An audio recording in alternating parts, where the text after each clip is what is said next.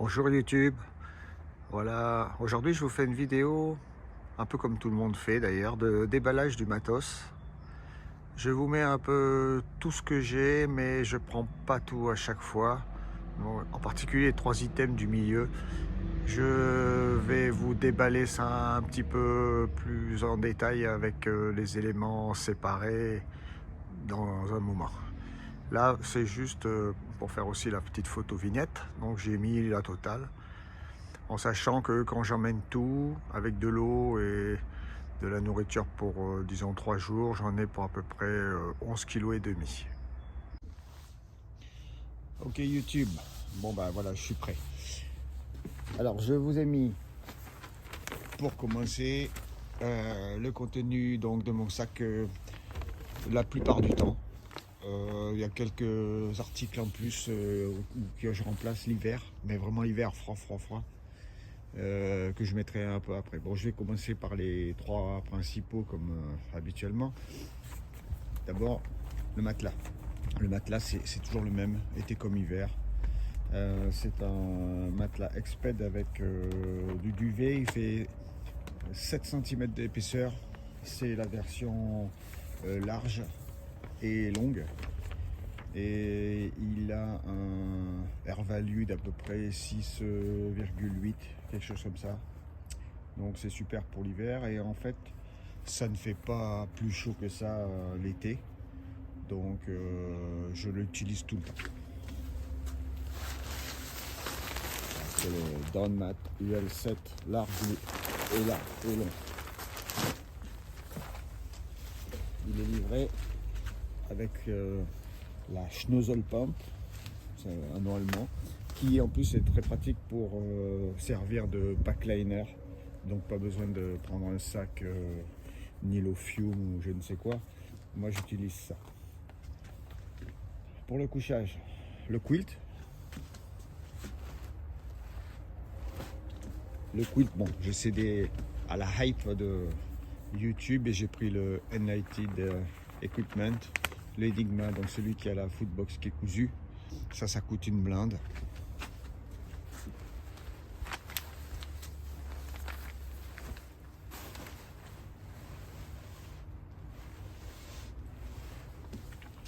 Je l'ai bien optionné, c'est pas la version de base, donc je l'ai commandé directement aux États-Unis en mode custom. Donc évidemment, ça coûte encore plus cher que si on achète en Slovaquie. Donc celui-là, c'est la version au niveau tissu de base, 10 deniers dedans, 10 deniers dehors. En tout, il fait 690 grammes. C'était la version 10 degrés Fahrenheit. Qui est assez optimiste, hein, c'est supposé faire du -12 limite confort. Moi je dirais que -5 limite confort, en réalité ça serait déjà bien. Il est optionné parce qu'en fait j'ai pris la petite option qui coûte pas très cher mais qui s'appelle Collar Draft, qui est ici cette petite sangle qui permet de faire un col. Mais en fait bon, quand on regarde sur des sites par rapport à du matos concurrent, le Collar Draft il est quand même très fin, hein. C'est loin de faire un vrai bourrelet. Bon, c'est pas mal, c'est mieux que rien, hein. Mais bon, c'était pas très cher non plus comme option, mais bon, je l'ai pris quand même. Au niveau du duvet, bah, j'ai pris le meilleur qu'ils avaient, c'était le 950 Q américain, un genre de 850 français, enfin européen on va dire. C'est vraiment sympa. J'ai pris une option, la deuxième sangle qui fait le tour du matelas. Parce que de base, il y a une sangle qui fait le tour du matelas et qui accroche le quilt. Et il y a une deuxième sangle qui ne fait que rapprocher les deux bords. Moi, je préfère que les deux sangles se fixent autour du matelas d'abord. C'est plus solide. Bon, je ne vais pas faire une revue de ça. Mais, le quilt, il faut s'y faire. Les courants d'air sur le côté, c'est quand même assez sensible. J'ai pris en version large, longueur normale, je fais 1m72, mais large parce que je suis quand même assez gros. Et j'arrive à bien le mettre sous moi, à l'arrière. Mais malgré tout, quand on se tourne, quand même, on sent les courants d'air parfois. Et encore une fois, c'est le 10 degrés Fahrenheit confort. Moi, je trouve que c'est optimiste. Quand on regarde sur les sites, ils expliquent bien que NLT Equipment, ils ont une version optimiste de la température limite confort. Tout compris, donc ça fait 690 grammes, j'ai dit, tout compris, arrivé en France, en ayant payé la TVA, les droits de douane, les frais de dédouanement, le port, etc. C'est un truc qui revient quand même à près de 480 €. C'est hyper cher. Dans le matos que je vais vous présenter, il y a du super, il y a du bien, il y a du pas cher mais très bien, il y a de tout, hein. C'est pas que du summum de ce qu'on va trouver sur les chaînes de true hiker américains, hein, pas forcément. La tente par exemple, très bien, c'est la Lanshan 2 Pro, tout compris avec le sac de compression, les sardines, etc. 1,2 kg. Donc elle est version monoparoi. Elle est quand même pas mal aérée, un peu comme la Zipax, bon plus lourd bien sûr, mais donc le tissu s'arrête à disons 10 cm du sol. Donc l'hiver en version froid, j'ai d'autres tentes que je vais vous montrer un peu après. Et en dessous, pour protéger tout ça, j'ai un Tyvek. J'ai eu des polycris, 80 grammes le polycris, mais le problème c'est que ça dure pas du tout.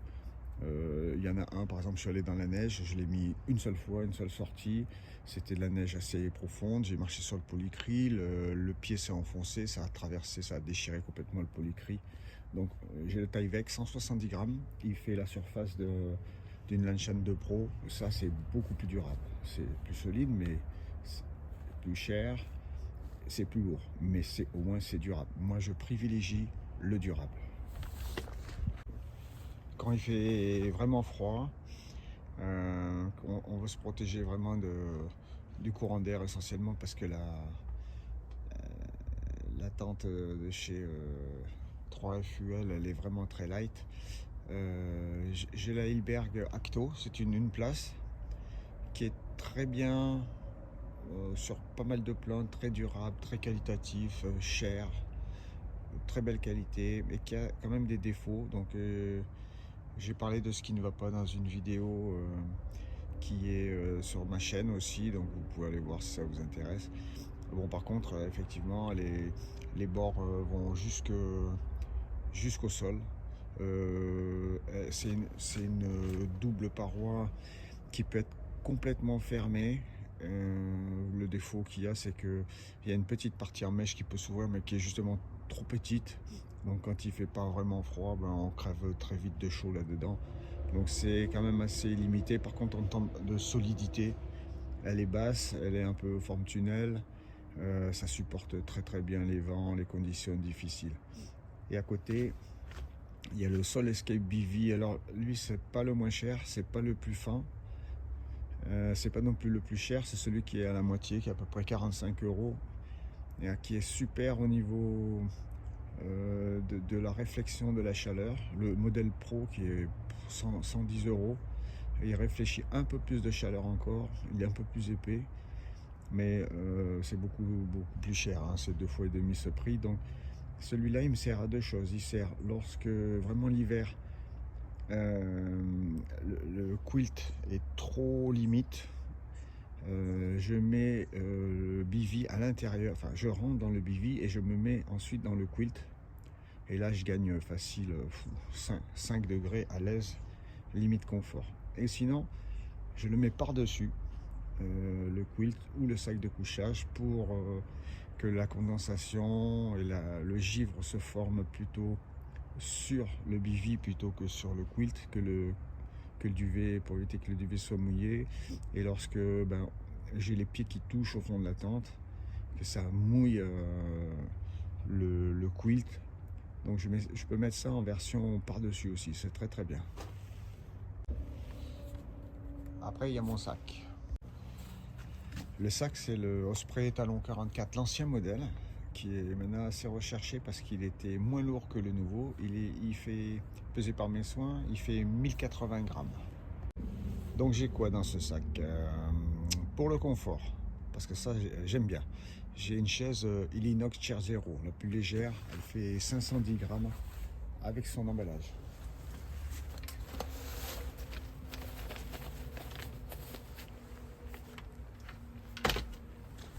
Ça c'est de la très bonne cam.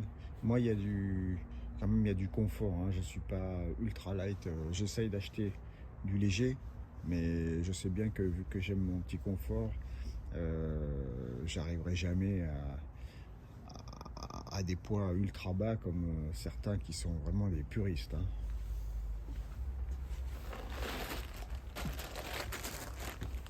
Le traitement de l'eau, il y a un Sawyer Squeeze, le vrai, le complet, parce que toujours pour la durabilité, avec sa seringue pour le backflush.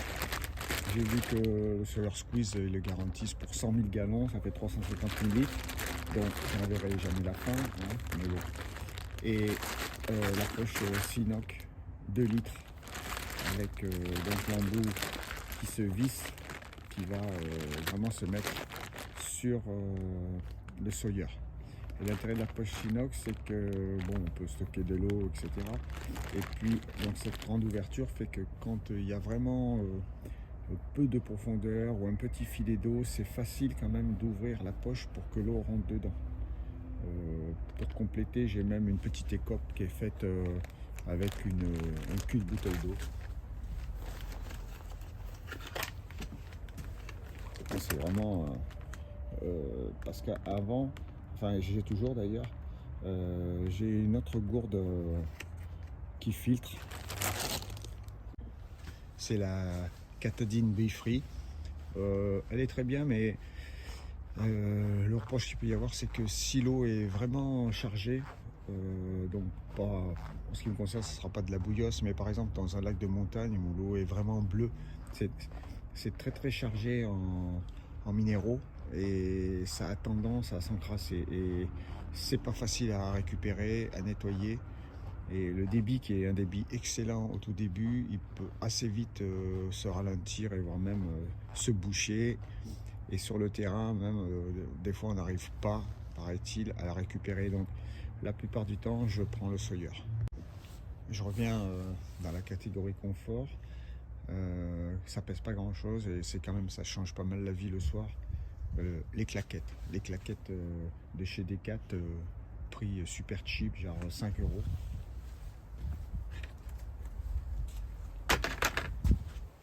J'ai fait un lighter pack pour ceux que ça pourrait intéresser. Je verrai si je me le mets à la fin.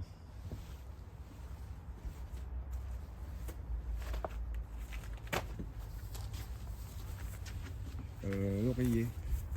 L'oreiller, c'est un Sea2 Summit Aerospilo Premium large.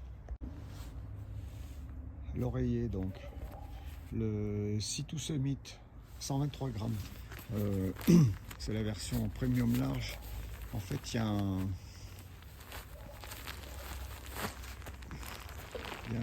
une sorte de tissu, c'est pas comme les pas chers qui sont en plastique inconfortable. Là, c'est vraiment très doux, c'est du tissu des deux côtés, mais enfin, on dort de ce côté-là. Et j'ai fait passer une petite cordelette qu'on peut régler pour en fait mettre autour du matelas pour pas que dans la nuit l'oreiller se balade comme ça et se barre du matelas, bien sûr. La popote. Bon, rien de bien spectaculaire, un peu comme tout le monde. La popote Tox en titane, mais celle-là c'est la 900, qui est quand même de quoi faire au moins un gros lyophilisé plus le café. C'est plus confort. Et donc en plus de la popote, il y a le contenu. Donc il y a le petit pied qui sert à tenir la cartouche de gaz pour plus de stabilité. Ça je l'ai laissé, ça pesait pas tellement. Et puis il y a une petite poche où je mets là il y a un mini bic là dedans pour l'allumer. Le mini bic c'est un backup parce qu'en fait j'ai un Soto Windmaster avec la lumière Piezo. Pour le moment il n'a pas encore lâché. Ça c'est super cam, ça résiste plutôt pas mal au vent. C'est la version avec le pied 4 branches, mais on achète en option le le pied 3 branches qui est très léger, qui suffit si on n'a pas des grosses casseroles. Vu que c'est un peu renfoncé ici et que la hauteur de la casserole arrive quand même assez près, justement Windmaster parce qu'il résiste très bien au vent. Petite cartouche 100 g de gaz. Le petit chiffon pour nettoyer la popote. Voilà, rien de révolutionnaire. Ah oui, aussi, un des intérêts du petit chiffon, c'est que quand on met le récipient de gaz dans la popote, et que c'est encore humide, hein, le cul du récipient fait de la rouille. Et la rouille se dépose sur le titane. Bon, ça ne rouille pas le titane, mais enfin après, c'est galère à faire partir. Le sac pour le petit déj arrêt café, c'est du basique. Il y a juste la quantité de dosette qui change en fonction de la durée du bivouac. Il y a la tasse bol qui peut s'agrandir de chez C2 Summit. Ça c'est pas mal. Ça doit faire, je sais pas, 400, peut-être que c'est 250 cc, je sais pas exactement.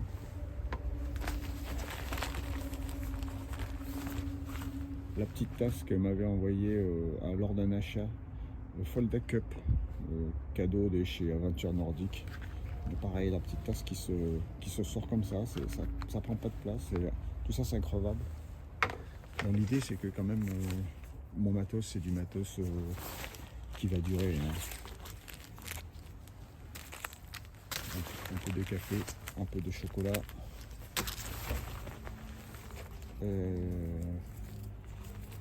Trois petits sucres, mais normalement je prends pas de sucre. Le petit couteau suisse que tout le monde acclame parce qu'en fait c'est vrai qu'il coupe bien, mais ouais, on coupe du petit saucisson, hein. Faut pas chercher, c'est pas bushcraft. Hein. Et par contre l'intérêt c'est qu'il y a une pince à épiler pour les décharges et surtout des petits ciseaux, très important les petits ciseaux.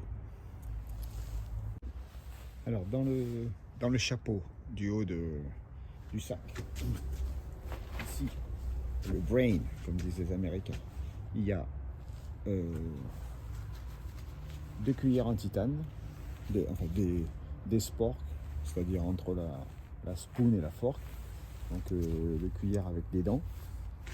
Bon, pas toujours facile à nettoyer, il faut dire.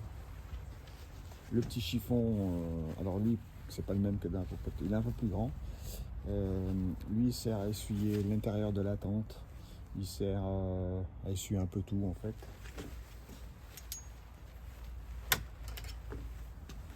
La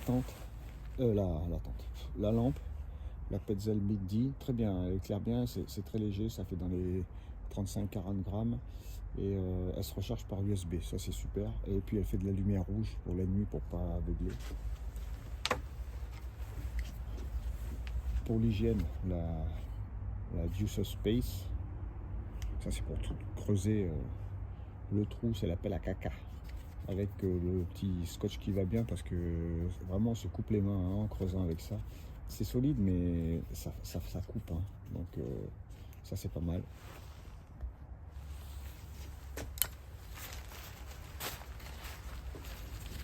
Alors moi je suis pas adepte de 50 000 sacs pour tout compartimenter. J'ai que quelques petits sacs comme ça. J'ai du C2 Summit, super cher.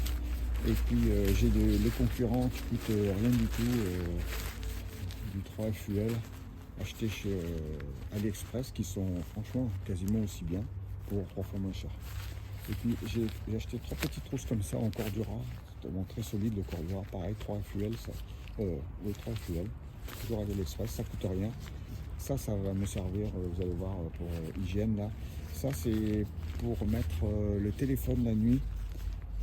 Des fois que ça goûte sur la paroi de la tente parce que je mets ça dans un coin et puis si ça condense sur la tente ça mouille le téléphone, donc ça c'est résistant à l'eau, on va pas dire étanche mais enfin résistant à l'eau.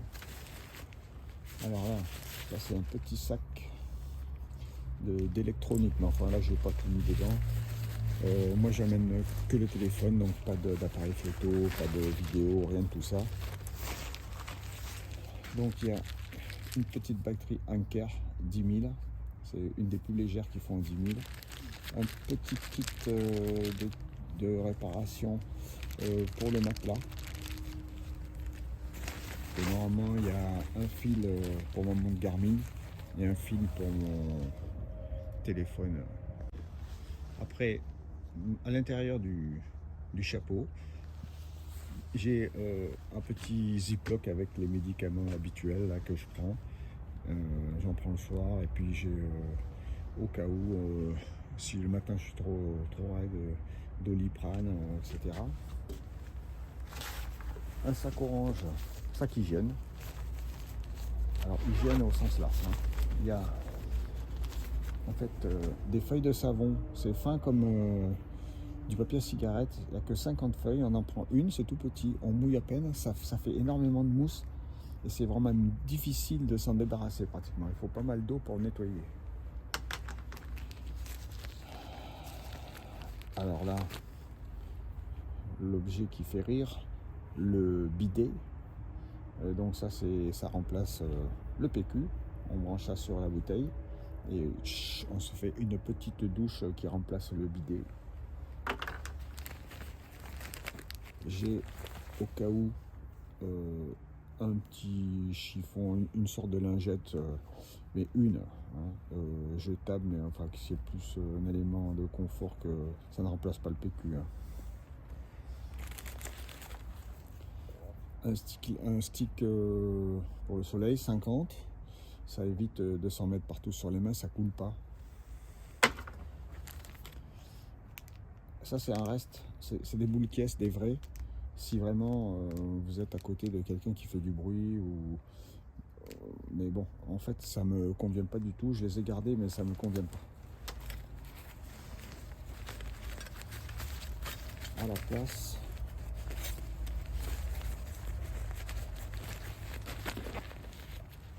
j'ai acheté ces petits bouchons d'oreille en silicone qui sont beaucoup mieux, qu'on perd pas et puis qui sont plus confort et qui se lavent. Le petit échantillon de dentifrice, quand c'est fini, en fait je re-remplis avec une seringue à partir d'un autre tube de dentifrice. Le miroir incassable parce que ça peut toujours servir. Du style on se met une écharde, on a un truc dans l'œil ou je ne sais quoi, c'est quand même pratique. La petite serviette, toujours pareil, achetée sur AliExpress qui coûte rien du tout. La petite serviette qui sert à s'essuyer le cul. Alors elle est bien parce qu'elle reste accrochée à son sac et on peut laisser ça pendre au sac à dos, ça sèche comme ça, c'est très très bien, ça pèse pas grand chose. Et pour finir, comme les vrais squatteurs, sauf que moi j'ai pas coupé le manche, la brosse à dents en bambou.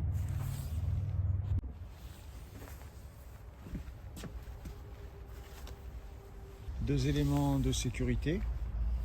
Le premier, le body bag, comme disent les Anglais. C'est un abri. C'est une sorte de très très très grand sac poubelle avec une fenêtre. On se met là-dessous si vraiment il y a un orage passager. Ça coupe très très vite le vent. On tient à deux sans problème dessous. On s'assied par terre, on se met ça sur soi. Ça fait comme un sac poubelle, quoi. C'est vraiment pas mal.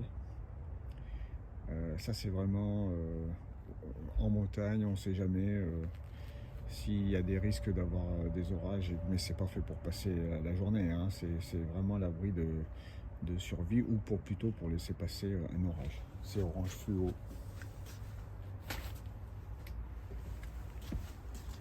Et le Garmin InReach Mini, le 1, que j'ai eu la bonne idée de commander, de recevoir la veille de la sortie du 2.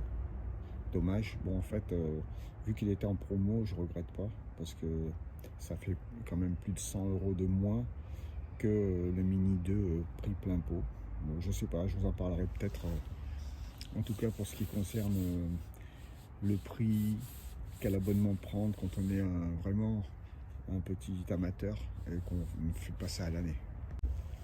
Pour le confort, pendant qu'on y est, très important, l'hiver, quand il fait vraiment froid, vous êtes bien installé dans votre duvet, mais ça peut servir aussi par l'été si on est feignant. Hein. Vous êtes bien installé, vous avez plus envie de vous lever, vous avez chaud, vous êtes bien. Et puis à 2 h du matin, vous prenez une envie de pisser, pas possible, parce que c'est l'hiver bien sûr. Vous êtes couché, il était 7 h, vous avez bu chaud avant de vous coucher. Et là, à 2 h du matin, vous sentez que vous ne tiendrez pas. Donc j'ai la pee bottle, comme disent les Anglais. Donc vous pissez là-dedans. Et puis vous refermez bien. Je l'ai prise en plus petit, d'une autre couleur, jaune bien sûr. Comme ça, vous risquez pas de confondre. Ça sera embêtant. Et au pire, comme elle est bien étanche, vous la gardez avec vous dans votre sac et ça vous tient chaud. Élément de confort qu'on voit effectivement sur la chaîne de maintenant des randonneurs francophones qui ont des chaînes YouTube qui ont tout compris. Les Américains avaient fait avant nous, mais bon. L'ombrelle. Alors l'ombrelle protège de la pluie, ok. Si on arrive à trouver un accrochage. Moi j'ai un accrochage qui est assez sympa au niveau du sac, donc je ne la tiens pas. Et surtout, quand il y a un cagnard, pas possible l'été, vous faites des randos. Là, l'été dernier, j'ai fait une petite rando au Puy de Sancy au mois d'août, mais on crevait de chaud. Je marchais avec ça, j'étais impeccable parce que c'est pas comme un chapeau, vous avez l'air qui circule autour de vous, mais qui est frais sous cet abri, bien sûr. Tout le monde vous regarde comme un martien parce qu'en France, personne, enfin très très peu de monde fait ça. Donc dès que vous avez ça, vous allez au Puy de Dôme, au Puy de Sancy, vous marchez avec ça, on vous prend pour un barjot. Ça c'est la version de chez Six Moon Design en carbone qui fait 200 grammes. Les bâtons très importants pour la tente 3FUL, la Linshan, puisque c'est pas une tente autoportante et que moi ça protège les genoux, je marche toujours avec des bâtons. Des Black Diamond, je sais plus quel modèle, qui sont supposés avoir ici des amortisseurs. Et c'est vrai que quand on appuie, ça amortit, sauf que il y en a un des deux qui des fois reste bloqué. Bon, c'est pas de carbone parce que j'ai eu plusieurs sortes de bâtons, dans des liquides carbone et puis que j'ai pété à chaque fois. Donc ça se tord, mais au moins ça se casse pas. Pour la bouffe, bon, je crois que je l'avais dit, mais ici c'est pas du tout sponsorisé par personne, pas de parrainage, pas de rien à foutre de me donner de l'argent ou pas. Donc je parle de marques vraiment sans aucun compromis. Et moi j'aime bien acheter Sonic to Eat. Alors ça c'est un sac normalement pour les baskets. C'est du Cordura je crois. J'ai acheté ça pareil chez AliExpress, c'est pas très cher.